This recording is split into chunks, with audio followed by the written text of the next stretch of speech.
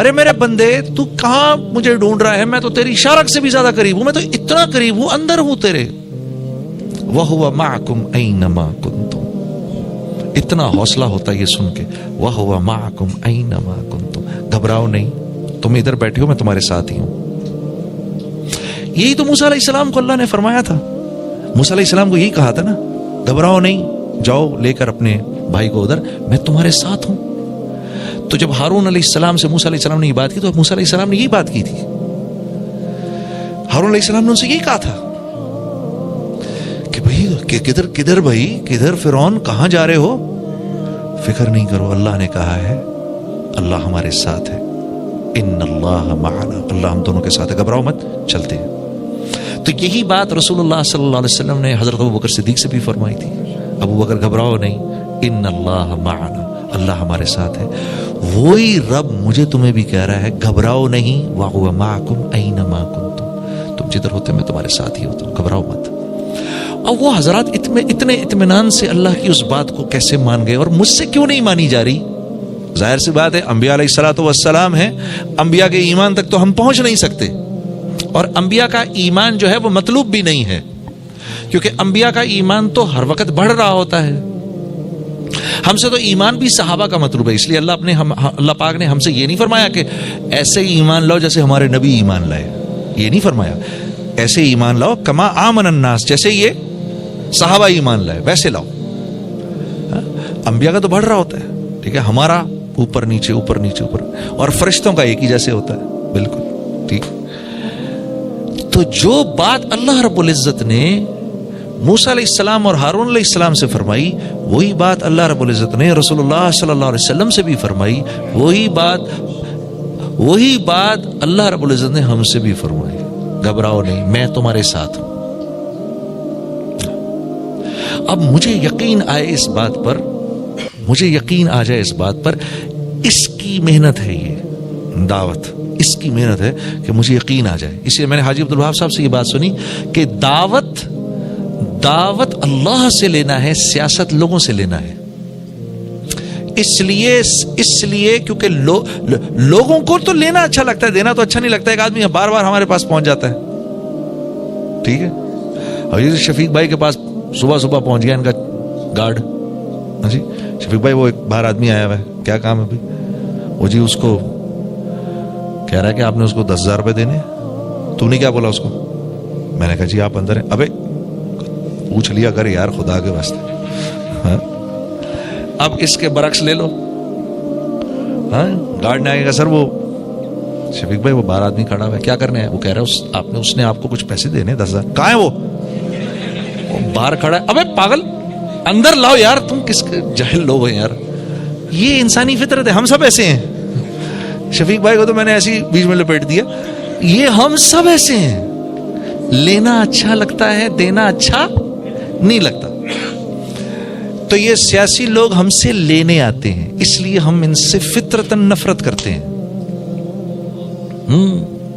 یہ ہمیں فطرتاً ہمیں برے لگتے ہیں. بیچارہ کچھ بھی کرتے ہمیں برا لگتا ہے. لیکن کبھی کبھار میں سوچتا ہوں یا اللہ اگر یہ اتنے ہی برے ہیں تو ان کو حکومتیں کیوں دے دیتا ہے؟ ایسی میری بات ذہن میں آتی ہے، کیونکہ یہ ایک ایسا کام کرتے ہیں جو ہم نہیں کرتے. ایک ایسا بڑا کام کرتے ہیں، یہ ایسا اللہ کی نظر میں ایک ایسا بڑا کام کرتے ہیں جو ہم نہیں کرتے. وہ کیا ہے؟ یہ اپنا وقت اللہ کی مخلوق کو دیتے ہیں، بیٹھے رہتے ہیں لوگوں کے سامنے. آپ عام طور پہ لوگوں سے بات کرو نا، ہر انسان خلوت پسند ہوتا ہے، ہر انسان کی طبیعت میں ہوتا ہے. یا میرا دل کر رہا ہے یار، میرا جنید صاحب میرا تو دل کرتا ہے، بس یار میرا تو کسی سے ملنے کو دل ہی نہیں کرتا. ارے بھائی یہ تو ایک اکیلا نہیں، سب ایسے ہیں. کوئی خاص کوئی اپنی نہیں بتا رہا ہمیں، کوئی اپنا کو کوالٹی سمجھا رہا. ہر انسان ایسا، ہر انسان کو خلوت چاہیے، ہر انسان کو اکیلا پن چاہیے. ہر انسان کا دل کرتا ہے میں اکیلے بیٹھوں ذرا تھوڑی دیر کے لیے. لیکن یہ اپنا وقت لوگوں کو دیتے ہیں، یہ جا کے بیٹھ جاتے ہیں بیچ میں جا کے لوگوں کبھی اس کی سن رہے ہیں، کبھی اس کی سن رہے ہیں، کبھی آدمی تھک جاتا ہے مینٹلی. دعوت کے کام میں آدمی اتنا تھکتا کیوں ہے؟ کیونکہ ہر وقت لوگوں سے ڈیل کر رہا ہوتا ہے، اور لوگوں سے ڈیل کرنا بہت مشکل کام ہے. اسی لیے اللہ رب العزت انبیاء علیہ الصلوۃ والسلام کو عام لوگوں سے کہیں زیادہ طاقت عطا فرمایا کرتے تھے. انبیاء کو اونگ نہیں آتی تھی، انبیاء جمائی نہیں لیتے تھے. ہاں کیوں؟ ورنہ کہاں سے ہینڈل کریں؟ اور ہم نہیں دیکھتے. ہم کتنی بار ہم نے سنا ایک آدمی مسجد نبوی میں آیا تو رسول اللہ صلی اللہ علیہ وسلم صحابہ کے ساتھ تشریف فرما تھے. کتنی بار ہم نے یہ بات سنی.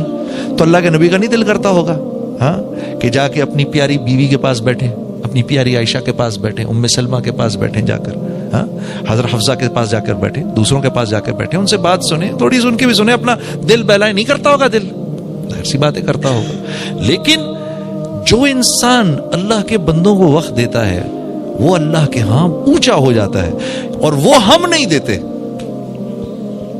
وہ ہم نہیں دیتے, ہم اپنے گھروں میں بیٹھے رہتے, نہیں بھائی میرے پاس ٹائم نہیں ہے. یہ لوگ دے دیتے ہیں, یہ سیاسی لوگ. اس لیے میرے دوستوں اللہ پاک کیونکہ کہتے ہیں چلو یہ جیسا بھی ہے کم از کم میرے بندوں کو وقت تو دیتا ہے, انہیں اسی کو لے جا کے ان کے سروں پہ رکھو جیسا بھی ہے. تو سیاست ہے لوگوں سے لینا, دعوت ہے اللہ سے لینا براہ راست. جب کبھی گشت پہ نکلو, میں نے حاجی صاحب سے یہ بات سنی, جب کبھی گشت پہ نکلو, گشت پر نکلتے ہوئے یہ دعا کر, اپنی دعائیں کرو اللہ سے. وہ دعا اللہ پاک ایسے نہیں ہو سکتا کہ وہ رائے گاہ جائے. کیوں؟ گشت پہ نکل رہے ہیں, گشت پہ جاتے ہوئے, جو کام انبیاء کیا کرتے تھے. آج کے دور میں کہاں, آج کے دور میں تو انبیاء نہیں ہیں, لیکن آج کے دور میں یہ اونچا کام اللہ رب العزت نے اس امت کو تمغہ امتیاز کے درجے میں دے دیا ہے. اس امت کا ہر بچہ دین کا داعی ہے, بچہ دین کا داعی ہے. آپ بھول گئے وہ قصہ حسنین کا, رضوان اللہ علیہ مجمعین کا قصہ آپ بھول گئے کہ وہ ایک صحابی کو دیکھا کہ غلط وضو کر رہے ہیں, بڑی عمر کے تھے, اللہ کے نبی صلی اللہ علیہ وسلم کے ساتھیوں میں سے تھے.